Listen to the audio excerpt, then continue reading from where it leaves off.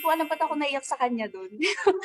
Kasi parang nag-dawn sa akin na parang, ay oo nga no, kung magkaroon ng ganitong ka-perfect na lalaki, tapos hindi mo pwedeng mahalin kasi magkaiba kayo ng mundo. Parang gano'n, doon ko lang na-realize nung nag-close up kami. Ibig sabihin nun, nangyari yung pet peeve ko sa'yo. Ito na lang. Ayan, last O, ayan. Ano ko ano? Basta salamat. Basta nagpasalamat ako. Ayan. Sabi ko naman Ay. ang last text ko naman was, Yung ETA. Supportahan na lang kita. Hindi, kasi matatakotin kasi talaga ako. Alam niyo naman ako, I'm a very sensitive person. Yeah. Oo, pero nilalaban ko naman kasi nahiya naman ako kay David kasi super action siya, di ba? hindi ako paprotekta lang, gagawin na. Ayan, okay, sige. May protector. First time yung dalawa na sumabak sa action scenes, di ba? Na seryoso, yes. Oh. Walk me through kasi nakita ko doon sa sa yung mga pinapalabas ngayon sa TV natin na teaser, 'di ba? Nagmomotor ka tapos aagawin ni Carding yung motor, wala kang ka-double doon. Secret! Actually, 50-50. halo. Yes, halo. 50-50. Halo siya. Pero yun yung first meeting namin talaga sa show. Yung eksenang yun. So doon talaga, yun ang icebreaker. Oo, talagang dun agad. Oo. Paano? How was that for you? Well, medyo mahirap talaga kasi yung dapat yung adrenaline mo dapat mataas agad eh. Eh di ba, kumbaga parang sobrang laking talon niya from Maria Clara at Ibarra na very pa-sweet lang, di ba? Mga kilig-kilig lang. Yun talagang in the middle of motor chase talaga siya eh. Tapos biglang nagkita kami, yung ganon. So iba talaga. Truck? So nag-Tarzan din ako sa rope. Nag-Tarzan din siya sa Tarzan. warehouse. Sa warehouse. Yun, Ayun oh. Ayun. Oh, yun. Yeah. Ayun. Tsaka astig na astig First time kita nakita na ganyan. Oo nga, actually maraming ang nagsasabi sa akin na hindi daw nila inakala na kaya ko daw yung ganong role. So, nakakatawa naman. Kasi syempre with the help of the director na rin, tinutulungan talaga nila kami every step of the way. Tsaka importante yung may tiwala sa yung director. So the fact na pinagkakatiwalaan niya ako, sinasabi niya sa akin, uy, parang min-motivate niya ako every single scene. So that really helps me a lot. I have to give it to you. Kasi sabi ko nga, hindi ko alam, nung narinig ko tong project na mapupunta sa inyo, hindi ko alam kung kaya mong i-pull off. Kasi si David malumanay, parang walang kaastigan sa katawan, parang gano'n, parang boy next door. Actually, no first scene yata namin together ni Barbie, tinatanong ko siya, meron bang pinagkaiba? Sa bar. No, sa bar, di ba? Tinatanong niya kung paano daw siya magsalita, kung iba daw kay Fidel. Na-appreciate ko naman yun coming from him kasi conscious pala siya sa ganun, yung pag-transition ng character niya, na bilang actor, importante rin talaga kasi yun.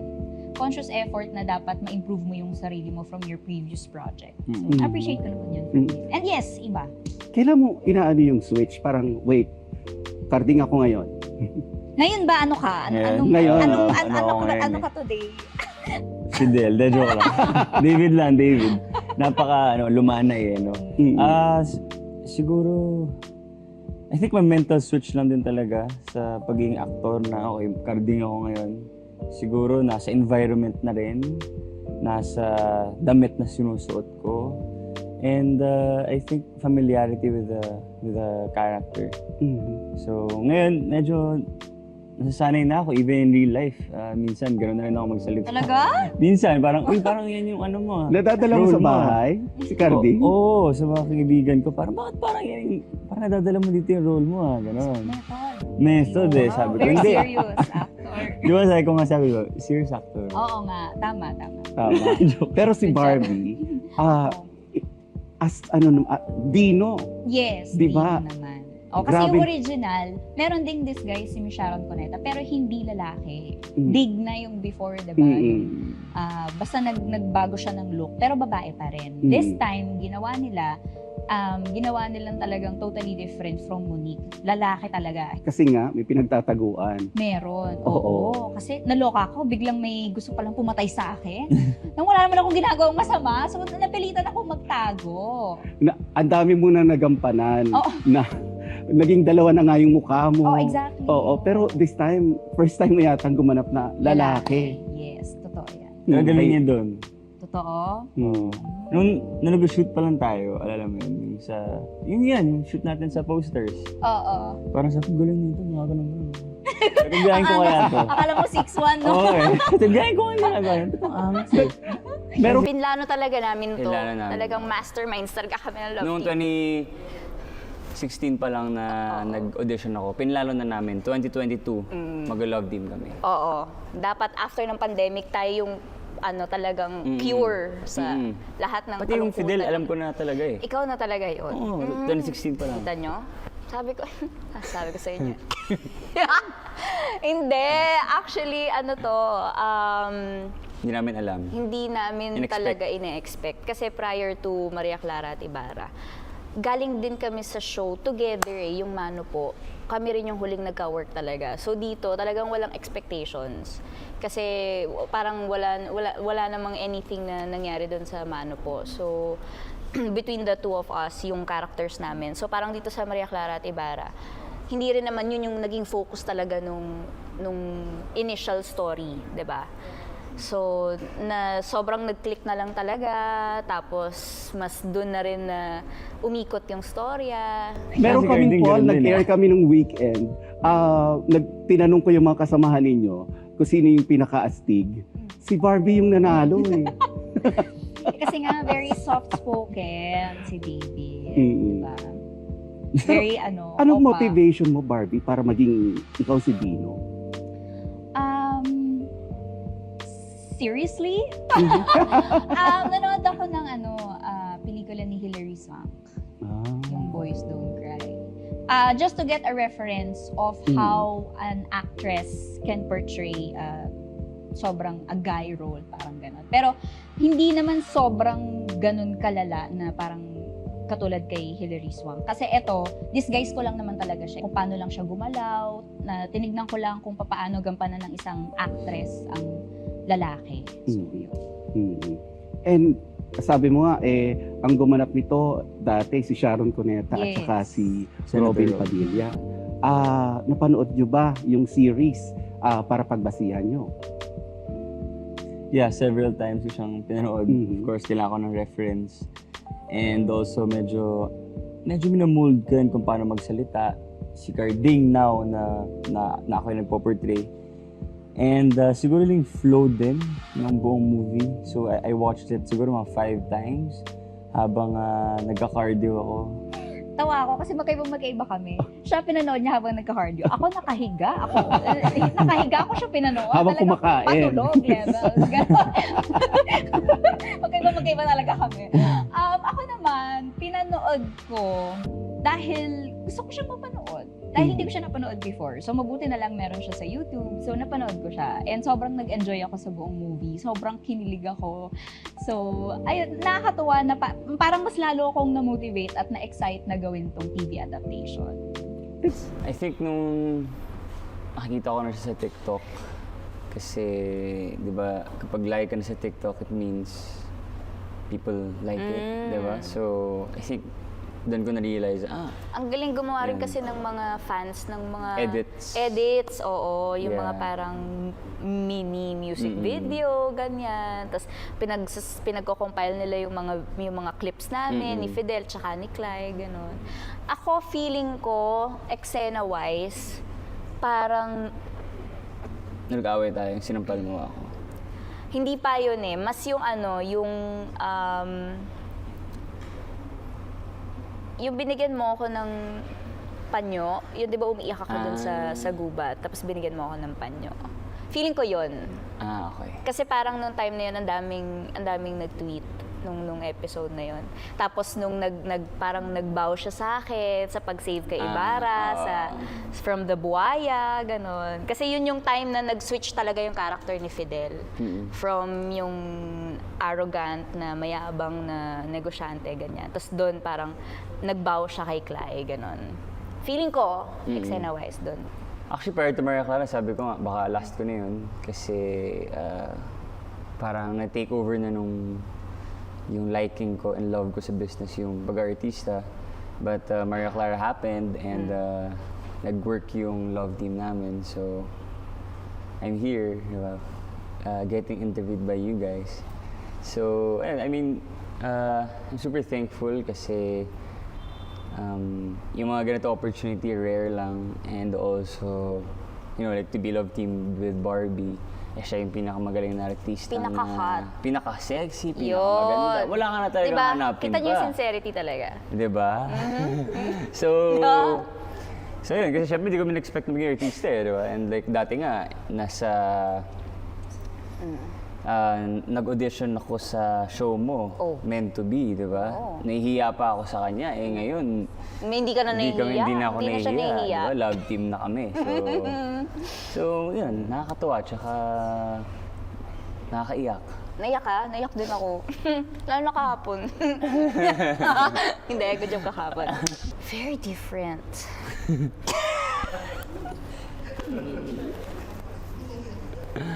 Hindi naman. Bakit? Good different. Ikaw naman. Sabi ko lang naman different. What makes David different?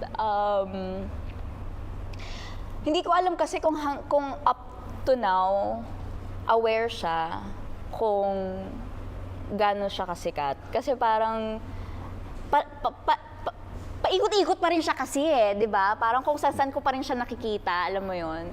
And for someone na nasa ganitong estado ngayon, tapos ganun pa rin yung mindset, i-admire mo talaga kasi ibig sabihin hindi yun yung focus niya, may iba siyang priorities, hindi yun yung talagang goal niya, kaya siya pumasok sa showbiz, di ba? So, yun, I admire that from him.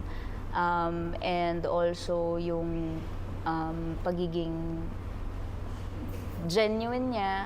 I mean, hindi siya kasi yung tipo ng artista, hindi na lalaki, siya yung tipo ng artista na hindi nagtatry. In a good way, hindi nagtatry, kumbaga parang hindi siya nagpapa-impress kasi. So, what you see is what you get. So, nakikilala mo yung totoong siya.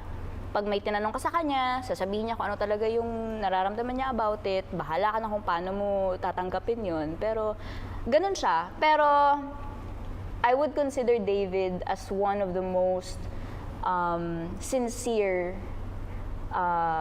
leading men I've worked with. Oo, hindi kasi pagka nag-interview kami, totoo yung mga sinasabi niya ha. Ako nga medyo loko-loko pa eh. Pero siya totoo talaga yung mga sagot niya. So, yun. Alin dun? Yung maganda ako. Happy? Yung maganda ako at saka smart. Uy! Yun. Then, mararamdaman mo yung sincerity talaga sa kanya. Tsaka yung walang halong ka-showbizan. Ganun. May pressure ba sa inyong dalawa? I think palagi naman magkakaroon ng pressure. I think we just treat it as a challenge. And also, kapag inisip mo kasi yung pressure, baka mas hindi ka makapag-perform ng maayos. Because we know for a fact na it's a heavy teleserye. I mean, alam natin kung ano yung gravity ng naabot ng teleserye, ng movie na to. So for us na to be playing the roles of Carding and Monique and Dino, syempre, big shoes to fill. But kami, ginagawa lang namin yung best namin. And yun, tsaka syempre, napakagaling naman ni Barry, madali lang yun para sa kanya.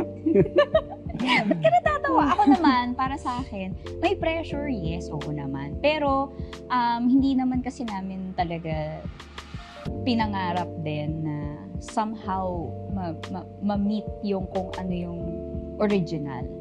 I think yung pressure is coming from, ito yung first lead namin as Barda kasi. Ito yung first show namin na kami yung lead. So, syempre yung pressure na pinagkatiwalaan kami ng GMA with this project and it's a remake pa. So, alam mo yun doon nanggagaling yung pressure. Pero, mas nananaig para sa akin yung excitement kasi nga, ibang Barbie and David talaga yung makikita nila. may nakikita kang similarities ni Monique kay Barbie?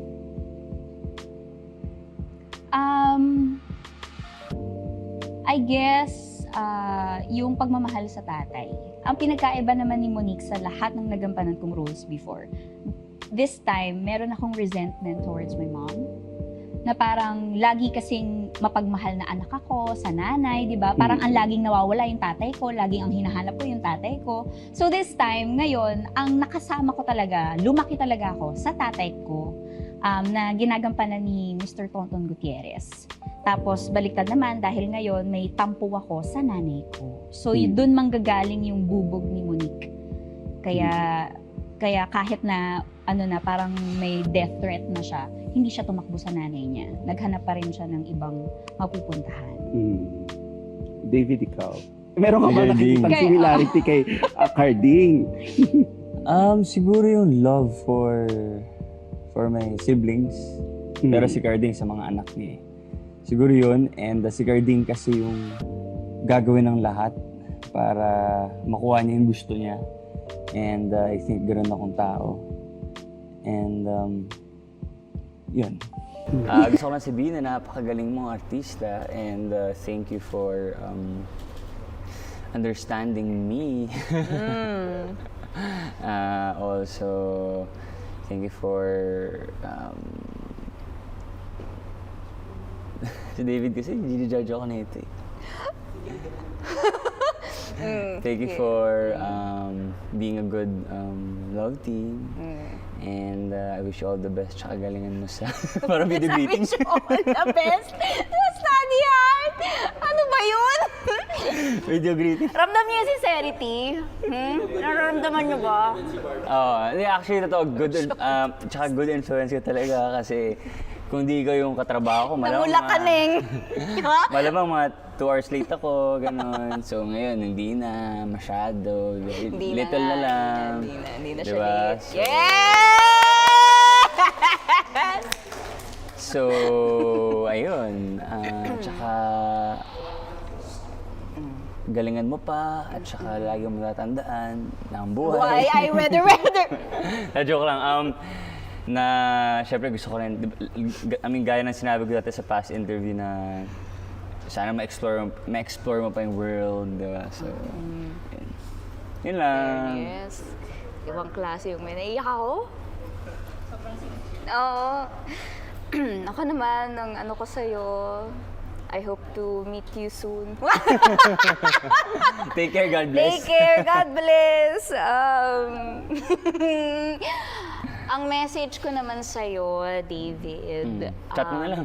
Oo nga, i-text ko na lang. Joke.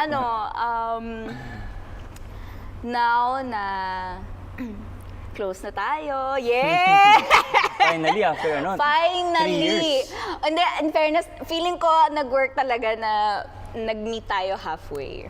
Feeling ko, may effort siya na dumating on time. Tapos ako, pag medyo hindi dumadating sa call time, acceptance. So, nag-meet kami halfway.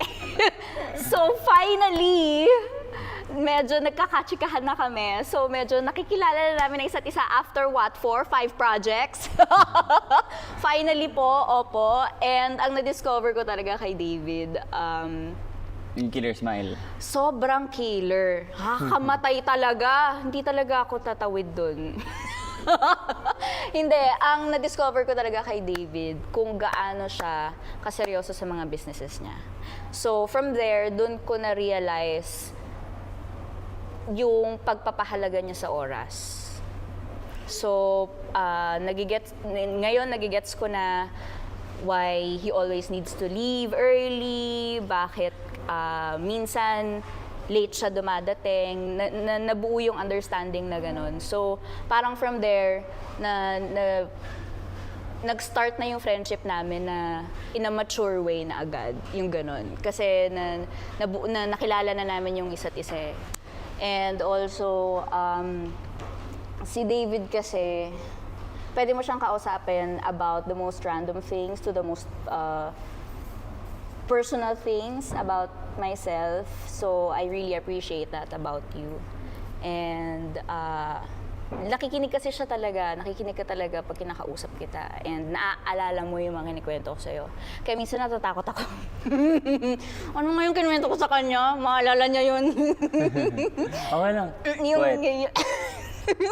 So yun, he really pays attention sa mga sinasabi ko. He really listens. And pag nagbibigay ka ng advice sa akin, talagang para sa ikabubuti ko talaga. I feel like. So yun, na-appreciate ko yun from you. And sana dito sa next project natin, mas matulungan pa natin ang isa't isa in terms of yung, alam mo yun, parang pagtanggal bagot sa set or pagka medyo stress or pagka-challenging yung eksena, yung ganun. Sana mas magkatulungan pa tayo and also to make this love teamwork, 'di ba? Pero to sum it all up, I'm really thankful dahil parang naging ano ka, anong tawag doon? Solid. Hindi. Liquid. Hindi. Gas? Gas. Naging parang, ikaw yung parang naging anchor nitong love team. May ganun pa! Kunwari, dadating siya sa this is constructive criticism, by the way. Kunwari, pag dadating siya sa isang guesting namin, promo, chururut, ang gagawin? May gano'n, yung parang, ready ako to work. Sana ikaw din. Ganon lang. Yun lang naman. Pero okay naman. Ikaw, ano pet peeve mo sa akin? Hindi man pet peeve siguro, but I think, siguro minsan kapag hindi ko lang alam paano ko kakausapin. Kasi parang minsan kagano'n siya. Uy. Ibig sabihin nun, nangyari yung pet peeve ko sa'yo. Kasi otherwise, okay naman ako. Nice naman ako. Kahit na may karelasyon ka, always make time for yourself. Always make time to spend it with yourself. Ganyan. Magkaroon ka ng me time. Para din may sarili kang identity. Makilala mo yung sarili mo outside the relationship, even if you are in a relationship. Para din ikaw sa sarili mo, nag-grow ka kahit nasa isa kang relasyon. Ganyan. So, ganun ang ginagawa mo ngayon? Yes. Loving myself. Nandun ang kami sa hilig, era. Yes, talagang self-love era talaga. Mahilig kasi ako po sa kape, tsaka sa mga pastries, mahilig akong kumain. So, yung mga nakikita kong mga restaurants, cafe sa TikTok, pinupuntahan ko. Dinedate mo yung sarili mo? Yes, tapos nagbabasa akong libro doon, talagang picture-picture, ganyan. Eh, paano yan? Di ba usually kapag broken-hearted ang isang babae, nagiging magnet siya ng mga manliligaw? Di ba parang, uy, single. Paano mo yan hinahandle ngayon?